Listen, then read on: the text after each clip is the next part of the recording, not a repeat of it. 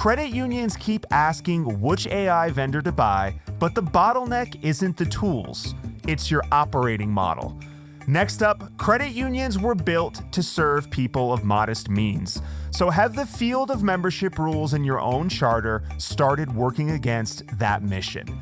And finally, auto lending is bread and butter for credit unions, but a third of trade-ins are now underwater. So are we helping members buy cars or helping them drag yesterday's debt into tomorrow's loan?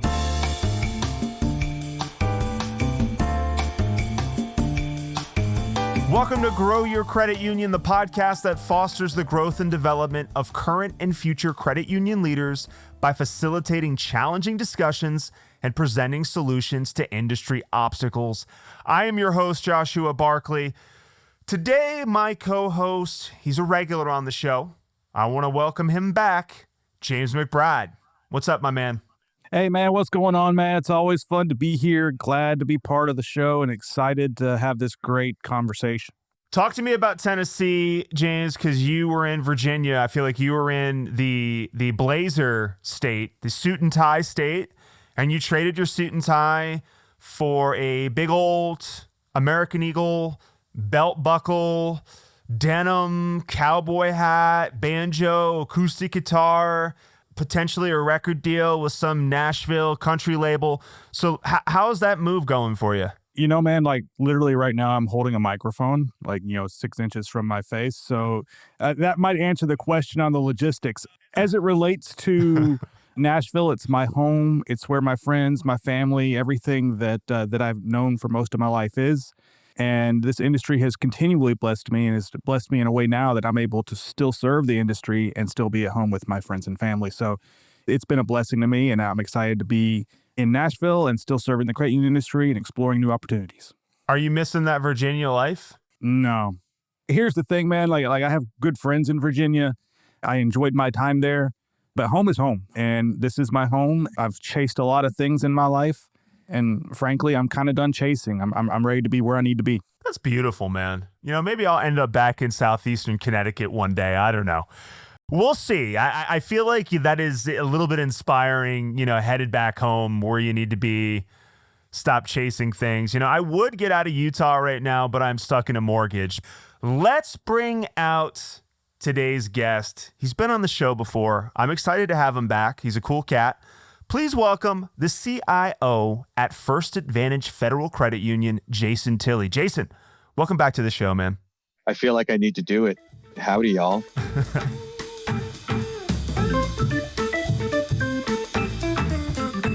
When it comes to AI, are credit unions asking the wrong question? A new Harvard Business Review piece argues something every credit union shopping for AI right now needs to hear.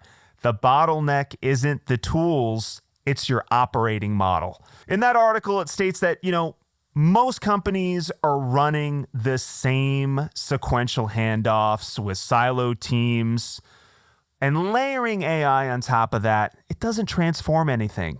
It just produces faster outputs, feeding a broken system.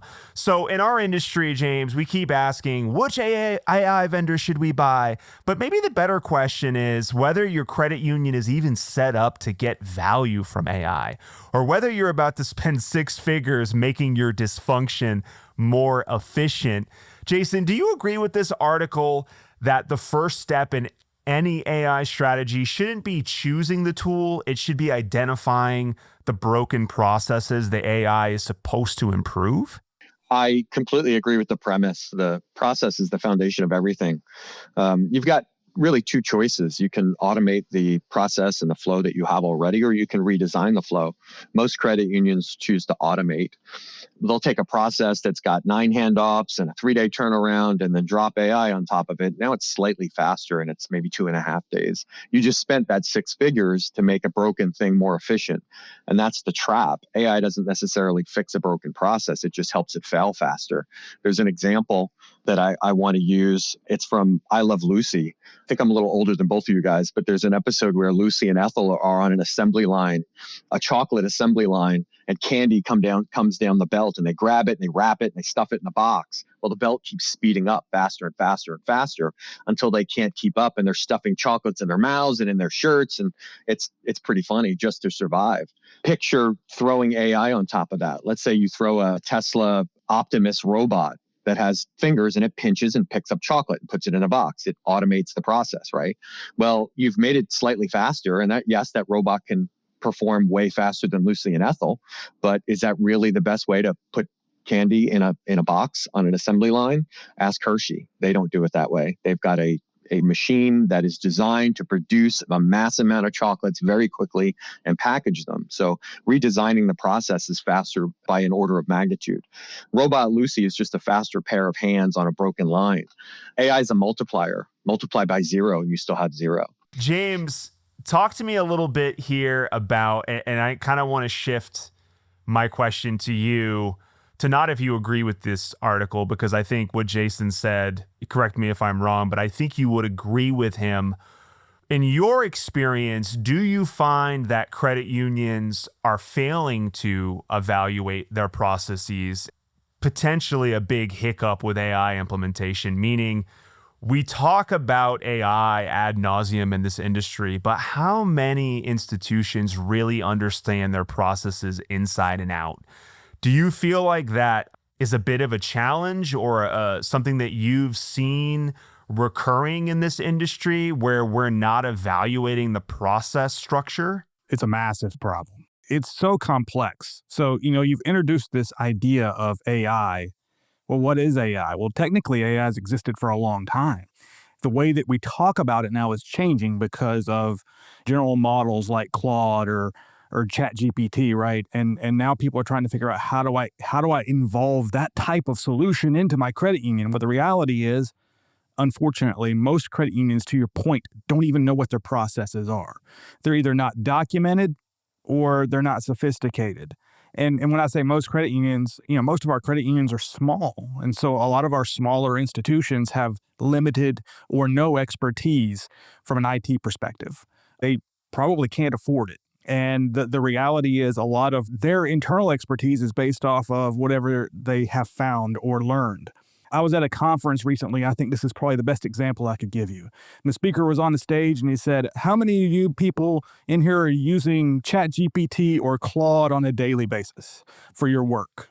And probably 80% of the room raised their hand. And he said, great, that's great to know. How many of you are authorized to do that? And half of those people put their hand down. So people honestly don't know what they can or what they can't do, why they should or why they shouldn't do it, but they're chasing AI, what Jason was talking about. They're chasing it, trying to fix a problem, but they don't even actually know what the problem is they're trying to solve more often than not. They have a general idea of, oh gosh, there's a pain point over here. There's something that I don't like about X, Y, or Z, and I wish it were better. But they haven't quite identified it. And I'll just circle back. He's right. If you haven't watched I Love Lucy, man, you're missing out. Time is up on this segment, but you said something, James, that I want to touch on before we get out of this segment, which is when you were at that conference and the speaker said, hey, how many of you are authorized to use these tools? And you said half of the hands went down. What is that a symptom of? Are we just in a place right now where the regulatory framework is not keeping up with the technological pace of AI? Meaning, why do we have this industry that is not able to get a clear understanding of governance around these tools? Can you help me understand what the hell is going on here? I say things on the show sometimes that can be inflammatory or outrageous. And the word I'm going to use here is ignorance. And I mean it in the most legitimate way possible. There's so much ignorance about what AI is or isn't. And so those people in the room, they're saying, well, my company told me that I can't use this, but I know it'll help me. It'll make my job easier and I can do all these things.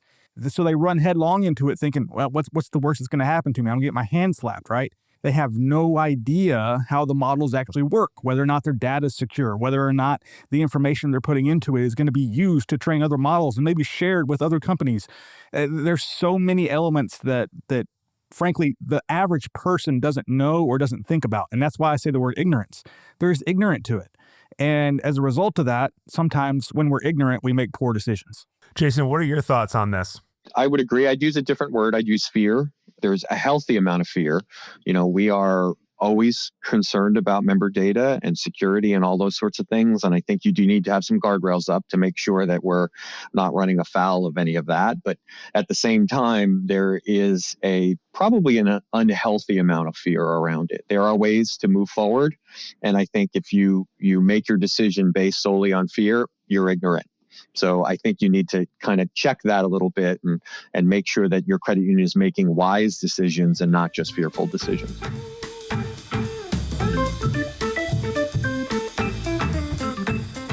A recent CU Today op-ed from Jason Sferic at the Defense Credit Union Council makes a pointed argument.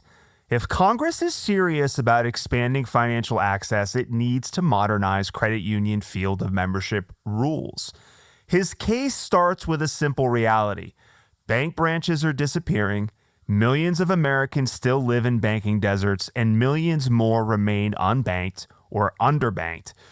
The article's argument really here is that credit unions were created to serve people of modest means, but in too many cases, the field of membership rules in their own charter prevent them from reaching the very communities that need them the most. Jason, do you agree with this op-ed? Are field of membership rules now working against the credit union mission? Yes and no. Credit unions we all have our own origin stories. It's a cigar box, it's a shoe box, it's a parish, a schoolhouse, a factory floor, a military base. The treasurer kept the cash in that box and lent it to the people that they saw in church on Sunday. Field of membership wasn't regulation, it was fact. You just served the people that you knew, your neighborhood. So the common bond was never about excluding people, it was about trust. Before you had credit scores and data and all that sort of stuff, knowing somebody was your underwriting. You lent to your neighbor because they couldn't hide from you. If they didn't make their loan payment, you'd go on the other side of the fence and you say, hey, make your loan payment. So do I agree with Jason? Yeah, mostly. Communities don't form the way they did in 1934. A common bond isn't just your zip code or employer or parish anymore, and banking deserts are real. We're relying on something that was established during the Depression to keep credit unions out of the places that we're designed to serve. So that said, there's a difference between modernizing the common bond and erasing it. I think we do need to keep the common bond, but I think the clarification needs to be on what the definition of a community is. Community doesn't mean the same thing as it used to. So we need to modernize it, but look at things like DAOs and Discord channels and Substack subscribers as a new community. It's a digital community. So I think it's important to consider those things. And I think the regulators need to catch up and find ways for us to serve those sorts of members without having some of the burdensome capital requirements that exist today. So we can fix the deserts, but we need a better definition of what community is. The cigar box worked because everybody in the room had something in common, right? But if you lose that, you're not a cooperative, you're a national association, or you're a bank that doesn't pay taxes. So we need to definitely improve that for sure. James, what are your thoughts on field of membership rules? Are they working against us now? What do you think? Well, I think they're completely outdated. I want to give you a complete take on this. First of all, one of the things I think about in a lot of charters is this word worship. Where you live, work, worship, right? So you were talking about earlier, hey, James, you moved to Virginia, and I did. You know where I worshiped? Nashville, Tennessee. You know how I did that? Through a screen. And so I never left my church from Nashville, Tennessee. When I went to Virginia, I stayed there because I was comfortable. I liked it. I literally worshiped there. And so when you think about it from that perspective, how are you thinking about what does that word mean? Now, it gets more complex than that because saying, well, but there's banking deserts. Okay, the number one bank in the country for the last 4 years, according to Forbes, is SoFi. They have 0 branches. So now the way that the world is moving and where consumers are going no longer requires the branch system. And then if you think about Chime as well, right? So the other part of that conversation is Chime. Well, Chime is growing like gangbusters. I would be remiss if I tried to give the exact numbers today, but they're doing incredible business. And the reality is the people who were designing that originally said, we want to serve the people that credit unions should be serving, but aren't. And that's an interesting statement to make. So it's not as simple as the membership rules aren't working for us. I think they aren't. I think that Jason's entirely right. They need to be modernized. There's a lot of issues there, but just simply saying, yeah, but there's all these banking deserts, that's not a strong enough argument simply as it stands, because consumers are already overcoming that through digital technology. Jason, I want to come back to you. The harder question then, if they need to be modernized, give me one thing to modernize field of membership. What do you think it would be? It's the capital requirement. That's the biggest obstacle to starting a new credit union. Even if you do change the definition of what a community is, if you've got to have these burdensome capital requirements in order to even establish a credit union, that's a challenge. So, me and the 70 people that subscribe to my Substack, let's say, wanted to start a credit union because we have, we're like-minded about operations and credit unions in general. And we've decided we want to establish the credit union of Jason, which I love the sound of. There's no way we're going to be able to do that under today's regulations. So we need some help there. And there's, regulation is important. Making sure that the insurance fund is safe and sound is certainly the mandate of the NCUA. And we certainly don't want to establish the credit union of Jason and have a bunch of deadbeat delinquents that are causing the credit union to lose all sorts of money. And then we've got claims against the fund. That's not going to be serviceable either. So we need to figure out a way to make it easier to establish these credit unions inside of a framework that keeps the fund safe, the insurance fund safe and sound. And forgive me here, Jason, I'm not too familiar with the particular capital requirements. I'm not expecting you to know the exact number off the top of your head, but what are we talking here? I don't know the number off the top of my head, but it's burdensome to the point where there was a credit union that was established fairly recently in the Maryland, D.C. area, and it was painful for them to get the initial seed capital that they needed to establish the credit union. And it got to the point where they needed to go out on LinkedIn to ask credit unions and to ask people to essentially donate, buy certificates, pledge money to the credit union so that they can establish themselves as a credit union. So it's a challenge. And I don't know what the percentage is, but it's enough so that you can't just take that cigar box and use that as your credit union assets. You need to be able to have enough to cover any deposits that the members or the potential members are going to make. So you essentially have to have double the assets that you're trying to establish the credit union with. Your point was strengthened even more when you mentioned the cigar box, because I'm thinking about how antithetical these capital requirements are to the movement and the mission of what we are. You're right. We started with money in a cigar box in a bomb shelter or like a schoolhouse or a prairie. And now we're talking about all these capital requirements. It doesn't jive with the original mission. James, before we jump out of this segment, would you side with Jason on what he's talking about? Or is there something else you would throw into the mix here? I think it's a little bit more complex than that. It's not just the capital requirement. I think that's a big problem. I think the membership, quote unquote, eligibility or ineligibility is a big problem that needs to be resolved. We need to be thinking about it in a modern way of thinking. But also, and I don't like trashing other businesses, right? But in the banking world, I can go out and I can raise capital fairly quickly. I can start a de novo bank, and then in 5 years, I can sell it for profit, right? That's a model that exists in that world. And frankly, it's encouraged in that world.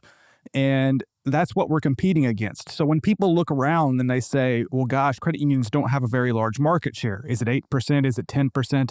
It's somewhere in that range, right? What is the market share and why is it that? It's because we're so restricted.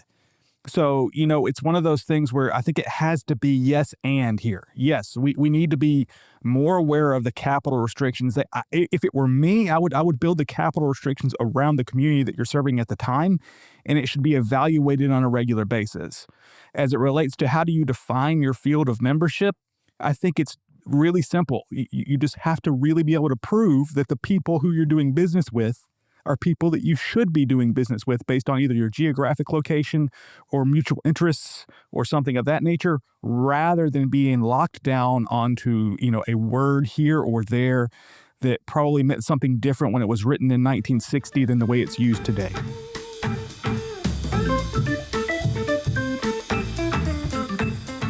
A recent Wall Street Journal piece on America's pandemic car bubble had a few numbers that, I'm going to be honest, James, they stood out to me, my man. According to Edmunds, about 30% of borrowers trading in a car in Q1 were underwater, meaning they owed more on the car than it was worth. And on average, they owed about $7,200 before even getting into the next loan.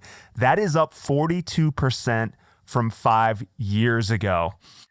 I know that auto lending has always been this bread and butter thing for credit unions, but I got to ask, Jason, do you think that the rise in negative equity should change how credit unions think about auto lending as a growth strategy? Is this a cause for concern? Absolutely. You can't deny that. But you have to remember that lending is one of many levers in an overall ALM strategy. It's not the only lever. You know, when one lever flashes red, the instinct might be to just yank on it, and that's the wrong instinct. So one of my favorite movies is Contact with Jodie Foster. She's a kid. She's learning how to work a ham radio, right? She's hunting for signals, and her father keeps saying, small moves, Ellie, small moves, right? You don't find that frequency by just yanking on the dial and turning it as hard as you can. You find it with small, deliberate adjustments. And that's ALM, basically. The wacky, waving, arm flailing tube man at the car dealership isn't strategy. Making wild moves, you know, with your arms flailing like that will get you into trouble. You got to make small moves. So you certainly want to tighten the amount of, you know, negative equity you're willing to roll into the next loan. You need to be careful about stretching your terms to 84, 96, 120, 180 months. Like, I can Google and see a 180-month auto loan, which is just insane. You want to make sure your branch staff or advisors and are really kind of educating the members when they come in and they've got this negative equity. Maybe it's a vanity thing. Maybe it's they really do need a car and they're upside down on it. Have those conversations. But keep perspective. Auto is a concern, but so are home prices. So is inflation. So are gas prices. So is our fintechs and regulators and all of those sorts of things. If we start lurching every time any one of those things twitch, we're going to turn right past that signal and you're going to yank on that dial. So small moves, Ellie, small moves. Well said. And wow, Contact reference. Did not think I was going to hear one of those today. I love that movie. Yeah, that was a good movie. I was very young when that came out, but yes, great movie. Love the message about, you're right, there's a lot of things going on, small moves. James, does this change the way you think about auto lending at all in terms of credit union growth with what's going on with this negative equity? Oh my gosh. Not specifically. I think that auto lending in general is, I've been saying this all conversation. It's a very complex issue. So I'm going to give you another movie reference. Who's Harry Crumb? It's a John Candy movie from the early 80s. He buys a car on a car lot. He drives it out. It gets smashed up immediately. I remember as a kid watching that and laughing because he got talked into buying the more expensive car and then it was destroyed, right? So the interesting thing here is when you talk about negative equity, well, also the cost of the vehicle itself is skyrocketing because of all the technology that's being put in it. And now if you go to buy a car, there's one standard version and then like 5 or 6, I'm exaggerating a little bit, but there's all these different levels of elite vehicles, right? And all the consumers, they want the elite stuff, right? So they want to have all these expensive cars. And so suddenly the car that you might have spent $40,000 on, 5 years ago is going to cost you $90,000 today. Well, how do I get into that car? And so that's when you start talking about these elevated terms, right? And then where it gets even more complex is the credit union is supposed to serve the underserved. The credit union is supposed to serve the community. We're supposed to take care of our people. Logically, our loan officers and the people that are building our loan programs know if we don't make that loan, they're going to go somewhere else, most likely, and they're probably going to get a worse deal than what we could give them or what we would be willing to give them. And then when you add on top of that, the fact that most car loans these days come through a dealer, and when you go and you sit down at the dealer and you're trying to buy the car loan, you're trying to buy the car, here's what's going to happen. They won't probably tell you this. They might if they're being honest. I'm going to shop this around, and what they're shopping around is not your rate, it's their rate. How much money am I going to make off of this, right? So, I know credit unions that pay 3%, 4%, 5% in a reserve to the dealer to get that vehicle. So then what's your actual profit on that loan when you think about it from that perspective? Getting back to the ALM discussion. Are you actually making any money on this, right? So when I think about auto lending and I think about credit unions, the one thing that I think that we need to find a way to do is migrate more towards direct auto. I see a lot of credit unions doing that, by the way, but migrating more towards direct auto and trying to find a way to find a center where we can have more control of the conversation. That reduces the pricing for the member. It allows us to have more profit in it back for our membership, right? But it also then gives the consumer the ability to start chipping away, small moves, chipping away at that negative equity. This is a problem that we've built in our country over the last 30, 35 years. It's not going to get solved overnight. So the only way to do it is to start migrating the other direction. And when you got all those other complications in the middle, there's a lot of credit union leaders that are just going, gosh, it's just not worth it. We're going to exit that market or exit indirect lending altogether, for instance. The direct thing that you mentioned, James, there's so many things that flood through my mind. Story for me is I used to buy used vehicles when I lived back in Connecticut. So I could buy, my first car was a Mitsubishi Galant, 1996. I paid $1,000 to my stepbrother. Then my next car was another Mitsubishi for $3,500. And then in 2022, I couldn't find any more vehicles like that. I had a 2000 Camry that the body rotted out of the vehicle. I had to buy a new car. And my experience at the dealership was awful. I got an indirect through a credit union in Utah that I'm not going to name.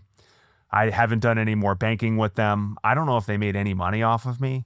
So like to your point, when you're talking about going direct, it just feels like if negative equity is increasing and the volatility of these loan terms is getting higher, should we make sure that we're making money as an industry off these things before we put out all this risk on a 120-month term, 180-month term loan? Like maybe we should do the math to just understand, is this even worth it for us to do through indirect channels, which it doesn't sound like it is. I've talked to a million people about this indirect thing, and it just doesn't seem like it's an egg worth cracking anymore. So, Jason, I'll let you close out. What are your thoughts on this idea of going direct here? So we've looked at that as well. There's a very big presence here in Virginia with Navy Fed. Navy Fed has a, magic check, we call it, which is basically a fancy version of a pre-approval to reduce the friction. So they don't do indirect because they've got such a frictionless direct program, and they've got certainly a much larger captive audience than we do. But what we're trying to do is find ways to do exactly what James said, is move away from the devil, and into something that is not a devil, but we need to find a way to make that a more frictionless experience for our members. And I will definitely double click on the other thing that James said, is the price of vehicles is obscene. I looked at replacing my pickup truck with a new one. And I'm a bit of a gentleman farmer on the weekends, and I need something that's going to pull my big dump trailer. And I'm almost into six figures for a vehicle. Obviously, I'm getting sort of the higher level. I'm a little bit bougie in that way, but I'm looking at spending almost as much as I did on my first house for my car, which is insane. So we need to figure out a way to make that better. So there's definitely, there are some things that we can do, and we need to find a way to do it 100%. All right, that brings us to the end of the show. Let's do final thoughts and plugs. Let's start with you, James. Final thoughts, my man. Listen, man, we've been talking about issues, AI, auto lending, membership eligibility, all these different things that are part of our industry right now. And, one of the things that is on my heart and has been for a long time is that if we want our grandchildren's grandchildren to know what a credit union is, then we've got to start doing the work to make sure that we're still around, right? And so it's all these things together. How do we compete? I'm a big believer in QSOs. How do we leverage the power of collaboration to move us forward in a way that's meaningful? How do we get those smaller institutions the ability to compete at the same level that a larger institution does, just maybe not at the same scale? And how do we move that needle in a fairly quick pace, because the rest of the world isn't going to wait for us. At the pace we're going, we'll only have 2 left in about 50 years. That's probably not going to be accurate, but that's what the math says. And that's kind of scary to me. I want us to still have community financial institutions. The deserts that we were talking about are a real thing. And, digital banking is fine, but I still think there's room for us to have that community credit union where you walk in, you talk to somebody you know, you shake hands, you sign a piece of paper, and you've made a loan or you've made a deposit. And so that's what I push for every day. That's what we do at Let's Go. We're trying to help make sure that we're moving that movement along and helping credit unions compete. And if people want to get in touch with you, James, how do they do that? Find me on LinkedIn. I'm fairly regular on LinkedIn. I've scaled back a little bit. I don't post every day anymore, but I do post pretty regularly, at least once or twice a week. And I've got a website, letsgocuservices.com. You can find me there, and I'd be happy to talk to anybody that's interested in trying to think differently. Jason, final thoughts. Two things. One, I am a process advocate, junkie, whatever you want to call it. I was very excited that our topic today about AI anchored on process. So I'm a technology guy that talks about process and systems way more than most technology guys do. So applying technology is great, but if you've got processes that are inefficient, you're not going to get the results out of it. Whether you're talking about RPA or automation or AI, doesn't matter. Fix your processes, your organizations will be way more streamlined, way more efficient, and then you can apply some of those technologies. I'll finish with a quick fun fact about the movie that I mentioned, Contact. I didn't know this until fairly recently, but Contact was based on something from Carl Sagan, but what I didn't realize is that the movie actually predates the book. So the movie was started in the late 70s by Carl Sagan, and it sort of stalled. And then in the mid 80s, when the movie was made, he obviously is still involved with it, or was still involved with it. But yeah, I didn't know that. So this is one of those rare instances where the movie predated the book. So I've read the book and I've seen the movie, and I like them both. So there's your fun fact for the day. Wow, beautiful. And if people want to get in touch with you and maybe talk a little bit more about Contact with you, how can they do that? The LinkedIn. You can find me there. I've got a Substack and a newsletter and a podcast. So find me, and I'll certainly respond. All right. That brings me to the close. I want to thank our guest. I want to thank my co-host, and I want to send a special thanks to our listeners for continuing to support and listen to another episode of Grow Your Credit Union. If you like the show, follow us on your podcast player of choice. And if you want to be a guest or would like to talk about sponsorship opportunities, head to growyourcreditunion.com to learn more. Thank you for listening, and we will see you next time. Take care. Bye-bye.